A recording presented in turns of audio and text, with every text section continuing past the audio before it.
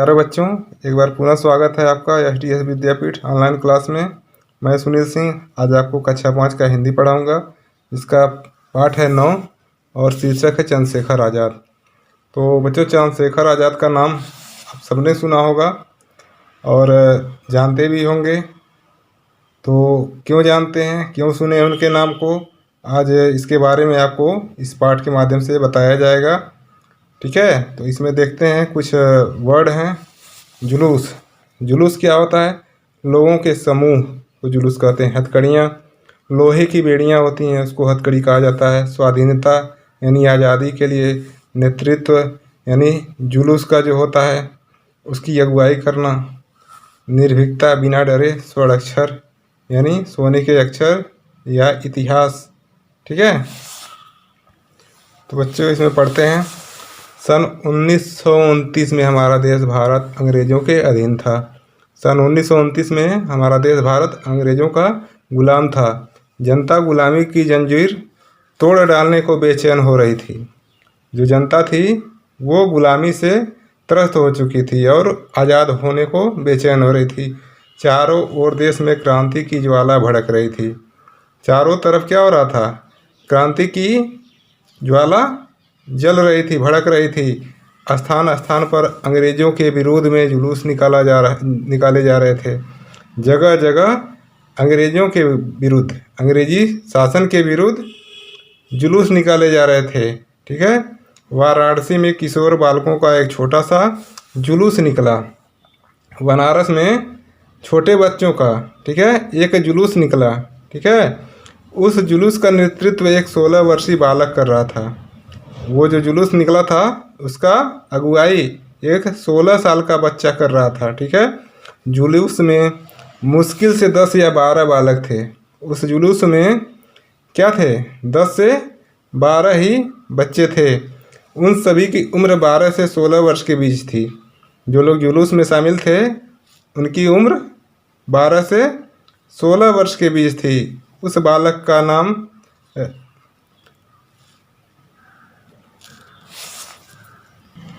चंद्रशेखर आज़ाद था। ठीक है, उस बालक का नाम चंद्रशेखर था। आज़ाद बाद में डाला गया उसका नाम। ठीक है, जो उस जुलूस की अगुवाई कर रहा था उसका नाम क्या था? चंद्रशेखर था। जुलूस से गलियों में जोशीले नारे गूंज उठे। वो जो जुलूस निकला था, लोगों का हुजूम निकला था, उससे उस गली, जिस गली में जाता उस गली में जोशीले नारे गूंज उठे। भारत माता की जय, गांधी जी की जय। क्या नारा गूंज उठा? भारत माता की जय, गांधी जी की जय। जुलूस के किशोर चेहरों पर निर्भीकता, साहस और उत्साह की छाप स्पष्ट थी। जो जुलूस में शामिल बालक थे उनके चेहरों पे निडरता, हिम्मत और उत्साह की छाप क्या हो रही थी? स्पष्ट दिखाई दे रही थी। उमंग से भरे बालक हाथ में तिरंगा झंडा लिए आगे बढ़ते जा रहे थे।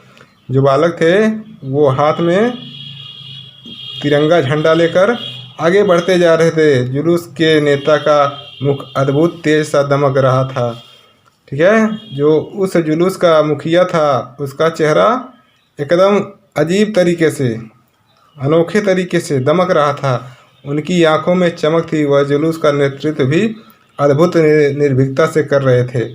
ठीक है, उनकी आंखों में एक चमक थी और वो उस टीम का नेतृत्व निडरता के साथ कर रहे थे। ठीक है, लोग पुलिस के डर से अपने अपने घरों में जा छिपे थे। जो अन्य लोग थे, अगल बगल के लोग थे, वो पुलिस के डर से अपने अपने घरों में जाकर छिप गए थे। उन्हें आश्चर्य था कि इन बालकों को पुलिस का जरा भी भय नहीं है और उन लोगों को यह देखकर आश्चर्य हो रहा था कि इन बच्चों को पुलिस का जरा सा भी डर नहीं है। कुछ लोग परिणाम सोचकर ही चिंतित हो रहे थे और उनमें से कुछ लोग उसका परिणाम सोचकर ही बहुत चिंतित हो रहे थे। कुछ लोग ऐसे भी थे जो इन बालकों का उत्साह बढ़ा रहे थे। उसी में कुछ लोग ऐसे भी थे जो उन बच्चों का उत्साह बढ़ा रहे थे। सभी किशोर बालक अपनी धुन में आगे बढ़ते जा रहे थे। जो सभी बालक थे जो झुंड में शामिल थे, सभी लोग उत्साह में आगे बढ़ते जा रहे थे। इतने में पुलिस की एक टुकड़ी ने जुलूस को घेर लिया और बालकों के कोमल हाथों में हथकड़ियाँ पहना दी। इसी बीच एक अंग्रेजी पुलिस का टुकड़ा, ठीक है, उन बच्चों को घेर लिया और उनके हाथों में लोहे की जंजीरें पहना दी, बेड़ियां पहना दी। सभी बालकों को पकड़कर अदालत में मजिस्ट्रेट के सामने पेश किया गया। उन बच्चों को पकड़कर अदालत ले जाया गया और जज के सामने पेश किया गया। उनके इस अनोखे मुकदमे को देखने के लिए अदालत में लोगों की भीड़ जमा हो गई थी। उनके इस मुकदमे को देखने के लिए अदालत में लोगों की भीड़ इकट्ठा हो गई थी। सबसे पहले जुलूस के नेता को कटघरे में खड़ा किया गया। सबसे पहले किसको खड़ा किया गया? कटघरे में उस जो टीम का नेतृत्व कर रहे थे चंद्रशेखर को, ठीक है। मजिस्ट्रेट ने बालक पर एक तीखी दृष्टि डाली और कड़क कर पूछा, तुम्हारा नाम? जो जज था उस बच्चे के ऊपर यानी चंद्रशेखर के ऊपर एक तीखी नज़र डाली और कड़क कर यानी ज़ोरदार आवाज़ में पूछा, तुम्हारा नाम? तो बालक ने जवाब दिया, आज़ाद। फिर मजिस्ट्रेट ने पूछा, तुम्हारा घर यानी तुम्हारा घर कहाँ है? बालक ने जवाब दिया, जेल खाना, ठीक है। फिर मजिस्ट्रेट बोला, तुम क्या काम करते हो? बालक ने जवाब दिया, भारत माँ को स्वाधीन कराने की साधना, यानी अपने देश भारत को आज़ाद कराने का विनती करता हूँ या प्रार्थना करता हूँ या सपने देखता हूँ, ठीक है। मजिस्ट्रेट के सामने बालक गर्व से अपना सिर ऊंची किए उनके प्रश्नों का निर्भीकता से उत्तर देता रहा। मजिस्ट्रेट के सामने, जज के सामने जो बालक था एकदम गर्व से अपना सिर ऊंचा किए हुए उनके सवालों का जवाब देता रहा, ठीक है। बालक के सटीक उत्तर सुनकर मजिस्ट्रेट जल भुन गया। उस बालक का उत्तर सुनकर जो जज था वो एकदम तिलमिला उठा। बालक की उदंडता पर उसे क्रोध आ गया, ठीक है। उसके इस कारनामे से, ठीक है, उस मजिस्ट्रेट को क्या हुआ? क्रोध आ गया, गुस्सा आ गया उसकी इस अक्खड़ स्वभाव को देखकर, ठीक है। क्रोधी मजिस्ट्रेट ने बालक को 15 बेंतों की सज़ा सुनाई। उस जज ने उस बालक को 15 बेंत मारने की सज़ा सुनाई। लोग बेंतों की मार सोचकर ही घबरा गए, किंतु निर्भीक बालक अपने चेहरे पर मुस्कान लिए शांत खड़ा था। जो लोग देखने वाले थे वो बेंत की मार को सोचकर ही घबरा गए, लेकिन जो बालक था वो एकदम निर्भीक, बिना डर के अपने चेहरे पे हंसी लिए या मुस्कान लिए चुपचाप खड़ा था। सज़ा देने के लिए बालक को जेल खाने ले जाया गया। वो सज़ा देने के लिए यानी बेंत मारने के लिए उस बालक को जेल खाने ले जाया गया। जब एक सिपाही उसके हाथ पांव बांधने लगा तब वह तीव्र स्वर में बोला, मेरे हाथ पांव बांधने की आवश्यकता नहीं है, तुम बेंत लगाओ, मैं खड़ा हूँ। जब एक सिपाही उस बालक को सज़ा देने के लिए यानी 15 बेंत मारने के लिए हाथ पांव बांधने लगा तो वह ऊंचे स्वर में बोला कि मेरे हाथ पांव बांधने की ज़रूरत नहीं है, तुम मुझे बेंत मारो, मैं खड़ा रहूँगा। बेंत लगाने वाला सिपाही उस बालक के साहस पर आश्चर्यचकित था। जो बेंत लगाने वाला सिपाही था उसके इस साहस को देखकर आश्चर्यचकित था एकदम। बालक के कोमल शरीर पर बेंतों की मार पड़ने लगी। जो बालक चंद्रशेखर थे उनके कोमल शरीर पर, ठीक है, बेंतों की मार पड़ने लगी, बेंत गिरने लगे। 1 2 3 4 बेंत पर बेंत बरसते रहे और हर बार मार के समय वह यही कहता रहा, भारत माता की जय, गांधी जी की जय। जब 1 2 3 4 बेंत और बेंत पे बेंत बरसने लगे उसके ऊपर, शरीर के ऊपर, तो हर बार जब बेंत गिरता तो यही कहता, भारत माता की जय, गांधी जी की जय, ठीक है। बेंतों की मार से बालक की पीठ लहूलुहान हो गई। बेंतों की मार से जो बालक था उसका पीठ खून से लथपथ हो गया। जगह जगह से चमड़ी उधड़ गई थी और खून बह रहा था, किंतु उसके चेहरे पर पीड़ा की कोई चिन्ह न था। जब बेंत गिर रहा था तो उसके पीठ की चमड़ी, ठीक है, जगह जगह से उधड़ गई थी और खून बह रहा था, लेकिन उसके चेहरे पर जरा सा भी दर्द का एहसास नहीं था। दंड पूरा होते ही बालक उसी दृढ़ता से भारत माता की जय का नारा लगाता हुआ घर की ओर चल पड़ा। जब दंड पूरा हुआ यानी 15 बेंत दंड पूरा हो गया 15 बेंतों का, तो वह बालक उसी दृढ़ता से अपने घर की ओर चल पड़ा और नारे लगाता रहा, भारत माता की जय। ठीक है। ऐसे साहसी बालक को देखने के लिए भीड़ उमड़ पड़ी। ऐसे साहसी बालक को, ठीक है, देखने के लिए लोगों का हुजूम उमड़ पड़ा। ठीक है। लोग उनका अभिनंदन करने के लिए उतावले हो रहे थे। लोग उस बालक का स्वागत करने के लिए बहुत ही उत्सुक हो रहे थे। लोगों ने बालक को कंधों पर उठा लिया और उन्हें नन्हे सेनानी को पुष्पमालाओं से लाद दिया। लोग जब देखे उस बालक को तो उन्होंने अपने कंधों पर उठा लिया और उस नन्हे सेनानी को फूल मालाओं से एकदम लाद दिया। इस घटना के बाद उस बालक का नाम ही आज़ाद पड़ गया। जब यह घटना हुई उसके बाद उस बालक का नाम क्या पड़ गया? आज़ाद। ये वही आज़ाद थे जिन्होंने देश को स्वतंत्र कराने के लिए अपने प्राणों की बाजी लगा दी थी। ये वही चंद्रशेखर आज़ाद हैं, ठीक है, जिन्होंने देश को आज़ाद कराने के लिए अपने जानों की बाजी लगा दी थी। ठीक है। कुछ बड़े होने पर वे क्रांतिकारियों के दल में सम्मिलित हो गए और उन्हें देश को आज़ाद कराने का संकल्प किया। ठीक है। कुछ जब बड़े हुए तो वे क्रांतिकारियों के दल में सम्मिलित हो गए। क्रांतिकारी कौन होते हैं? जो किसी व्यवस्था को उलट फेर करते हैं। ठीक है। तो उन लोगों के दल में वे सम्मिलित हो गए और देश को आज़ाद कराने का संकल्प लिया। यानी संकल्प लिया का मतलब कि जैसे होता है ना कि हम एक पक्का इरादा रखते हैं, पक्का इरादा बनाते हैं, ठीक है, कसम खाते हैं। तो उन्होंने देश को आज़ाद कराने का निश्चय किया। उन्होंने यह भी प्रण किया कि मैं अंग्रेजी सरकार को जीते जी अपने शरीर को छूने भी ना दूंगा, और यह भी कि मैं अपने जीते जी अंग्रेजी सरकार को अपने शरीर को छूने भी नहीं दूंगा। सन 1928 में लाहौर में एक अंग्रेज पुलिस अधिकारी सैंडर्स ने लाला लाजपत राय के जुलूस पर बर्बरतापूर्वक लाठीचार्ज किया। सन 1928 की बात है। लाहौर में एक पुलिस अधिकारी था जिसका नाम था सैंडर्स ने लाला लाजपत राय का नाम भी आप लोगों ने सुना होगा। वो भी देश को आज़ाद कराने वाले सेनानी ही है। ठीक है। उनकी जुलूस पर बर्बरतापूर्वक लाठीचार्ज किया। ठीक है। लाठीचार्ज का मतलब भीड़ को तीतर बीतर करने के लिए, ठीक है, पुलिस लाठी से प्रहार करती है। इस लाठीचार्ज में उन्हें गहरी चोटें लगी, जिसके बाद उनकी मृत्यु हो गई।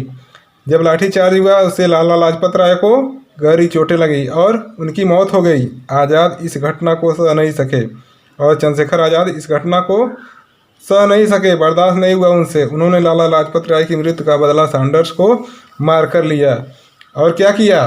उनकी मौत का बदला उस पुलिस अधिकारी सैंडर्स को मारकर ही लिया। ठीक है। भगत सिंह, सुखदेव और राजगुरु ने इस कार्य में उनका सहयोग किया। भगत सिंह, इनका भी नाम आप लोग जानते होंगे, सुखदेव और राजगुरु। ठीक है। ये तीनों कौन थे? क्रांतिकारी थे। इन लोगों ने सैंडर्स को मारने में चंद्रशेखर आज़ाद का सहयोग किया। अन्य क्रांतिकारी युवकों ने भी आज़ाद की तरह अंग्रेजी शासन का अंत करने के लिए संघर्ष किया। चंद्रशेखर आज़ाद की तरह ही अन्य जो क्रांतिकारी युवक थे उन्होंने भी देश को आज़ाद कराने के लिए बहुत ही संघर्ष किया। सरदार भगत सिंह, राजगुरु और सुखदेव अंग्रेजी शासन का विरोध करने में सक्रिय रहे। सरदार भगत सिंह, राजगुरु और सुखदेव अंग्रेजी शासन का विरोध करने में हमेशा सक्रिय रहे। सरदार भगत सिंह, राजगुरु और सुखदेव अंग्रेजी शासन का विरोध करने में सक्रिय रहे। ठीक है। भगत सिंह का भी नाम जानते होंगे, राजगुरु और सुखदेव का नाम भी जानते होंगे, जो अंग्रेजी शासन का विरोध करने में हमेशा आगे रहे। भगत सिंह और बटुकेश्वर दत्त ने केंद्रीय विधान भवन में बम फेंका। भगत सिंह और बटुकेश्वर दत्त, ठीक है, केंद्रीय विधान भवन था, उसमें बम फेंका। बम क्यों फेंका? यह कार्य अंग्रेजों के प्रति विरोध प्रकट करने के लिए किया गया। यह कार्य किसी को मारने के लिए नहीं किया गया था। यह अंग्रेजी हुकूमत के विरोध में अपना गुस्सा प्रकट करने के लिए किया गया था। दोनों बम फेंकने के बाद अपने स्थान पर खड़े रहे। और क्रांति अमर रहे का नारा लगाते रहे। ये दोनों लोग भगत सिंह और बटुकेश्वर दत्त जब बम फेंके तो भागे नहीं, वे अपने जगह पर खड़े रहे और क्रांति अमर रहे का नारा लगाते रहे। ठीक है, उन्हें गिरफ्तार कर लिया गया और उसके बाद उनको क्या किया गया, गिरफ्तार कर लिया गया। बाद में भगत सिंह, राजगुरु और सुखदेव को प्राणदंड दे दिया गया। ठीक है, उसके बाद भगत सिंह, राजगुरु और सुखदेव को क्या कर दिया गया, जान से मारने का सजा दे दिया गया, उन्हें फांसी पर लटका दिया गया। क्रांतिकारियों को अंग्रेजों के विरुद्ध संघर्ष करने के लिए धन की आवश्यकता थी। तो बच्चों, कोई भी काम करने के लिए हमें पैसों की आवश्यकता पड़ती है, तो इसीलिए क्रांतिकारियों को भी अंग्रेजों का विरुद्ध करने के लिए जो संघर्ष कर रहे थे उसके लिए धन की आवश्यकता थी, पैसों की आवश्यकता थी।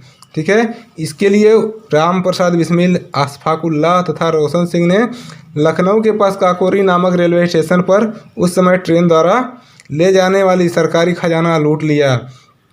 तो उसके लिए पैसों के लिए क्या किए, राम प्रसाद बिस्मिल, अशफाक उल्लाह और रोशन सिंह ने, ठीक है, लखनऊ के पास एक काकोरी नामक रेलवे स्टेशन था। ठीक है, उस समय जो खजाना, सरकारी खजाना था, ट्रेन से ले जाया जा रहा था, उसको क्या किए, लूट लिए। बाद में ये क्रांतिकारी पकड़े गए और उन्होंने हंसते हंसते अपने प्राणों का बलिदान कर दिया। और उसके बाद ये लोग भी पकड़े गए और इनके भी प्राण ले लिए गए। ठीक है, अनेक क्रांतिकारियों के मारे जाने के बाद भी चंद्रशेखर आज़ाद अपने संकल्प से नहीं डिगे। जब इतने क्रांतिकारी मारे जा रहे थे उसके बाद भी चंद्रशेखर आज़ाद अपना जो संकल्प लिए थे उससे हिले नहीं। ठीक है, वे अंग्रेजी सरकार के अत्याचार और गुलामी के विरुद्ध सदा लड़ते रहे। वे अंग्रेजी सरकार का जो अत्याचार और गुलामी था उसका विरोध हमेशा करते रहे और लड़ते रहे। एक बार वे इलाहाबाद के अल्फ्रेड पार्क में अपने एक मित्र के साथ बैठे हुए थे। एक बार की बात है, वे अपने दोस्त के साथ अल्फ्रेड नामक पार्क में बैठे हुए थे। अचानक पुलिस ने उन्हें घेर लिया। अचानक सहसा उन्हें पुलिस ने घेर लिया। इस पर अपने साथी को बच निकलने का संकेत करके आज़ाद अकेले पुलिस का सामना करने लगे। और उन्होंने क्या किया, अपना जो उनके जो मित्र थे उनको भागने का संकेत देकर, वहाँ से बच निकलने का संकेत देकर अकेले पुलिस से लड़ने लगे। ठीक है, इसी बीच गोली लग जाने के कारण वे बुरी तरह घायल हो गए। इस लड़ाई में क्या हुआ, चंद्रशेखर आज़ाद को गोली लग गई और वे घायल हो गए। अब उनकी पिस्तौल में केवल एक गोली बची थी। ठीक है, उसके बाद जब घायल हो गए तो उनके पिस्तौल में सिर्फ एक गोली बची थी। उन्होंने पिस्तौल की उस अंतिम गोली से अपनी जीवन लीला समाप्त कर ली और जो अंतिम गोली बचा हुआ था उसी से अपना जीवन लीला समाप्त कर ली, यानी अपने आप को गोली मार लिए और अपने आप को ख़त्म कर लिए। आज़ाद अपने प्रण के पक्के थे। आज़ाद अपने प्रण के पक्के थे। वे हंसते हंसते अपने देश के लिए शहीद हो गए। ठीक है, जो उन्होंने ठान लिया था उसको कर गुजरने के लिए एकदम उतावले थे और हंसते हंसते अपने देश के लिए शहीद हो गए। शहीद का मतलब होता है देश के लिए प्राणों की बलि देने वाला। ठीक है, वे हंसते हंसते अपने देश के लिए प्राणों की बलि दे दिए। आज वे हमारे बीच नहीं हैं तो भी भारत के इतिहास में उनका नाम सदा के लिए स्वर्ण अक्षरों में लिखा जाएगा। आज वे हमारे बीच नहीं हैं लेकिन उनके नाम को भारतीय इतिहास में स्वर्ण अक्षरों में लिख दिया गया है, तभी हम लोग जानते हैं उनको, उनके नाम को जानते हैं। ठीक है बच्चों, तो उम्मीद करते हैं आपको यह पाठ समझ में आया होगा। अगर ना आए तो वीडियो को दोबारा देखें। धन्यवाद।